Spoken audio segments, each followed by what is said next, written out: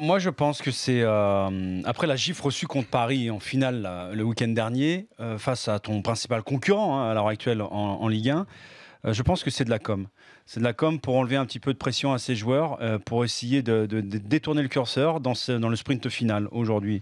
On est tous d'accord pour dire que les clubs aujourd'hui sont des entreprises qui veulent valoriser leurs actifs, donc ça passe par le trading des joueurs. Mais moi, quand je vois en l'espace de 3-4 ans que Monaco est passé de la meilleure défense d'Europe à la meilleure attaque d'Europe avec le beau jeu que l'on voit, Jardim, il ne va pas me faire croire à moi, et même je pense que ces joueurs aussi, il ne les a pas complètement convaincus, que si tu réalises cette magnifique saison et qu'à la fin, en étant toujours sur tous les tableaux, même si tu as perdu en finale contre Paris le week-end dernier, tu peux pas finir cette saison sans avoir un titre au bout, quoi. La finalité et l'histoire ne retient que les vainqueurs. Après, il y a le débat.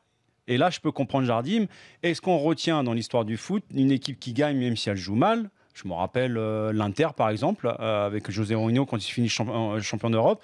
Ou même Manchester est toujours avec Mourinho, mais je ne veux pas faire de fixation sur Mourinho, mais regarde Chelsea, ils ne jouent pas bien depuis plusieurs semaines, ils sont leaders.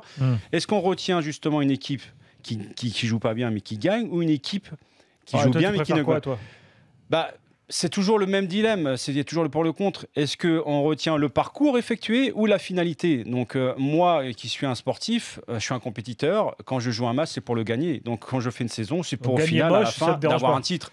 Donc, et je trouve que ça serait extrêmement frustrant et ça viendrait un petit peu mettre un pied d'arrêt aussi au projet à l'heure actuelle de Jardim et de Monaco si terminer la saison en n'ayant pas de titre. Ça serait vraiment mal vécu de la part des joueurs avec tous les sacrifices qu'ils ont fait toute la saison.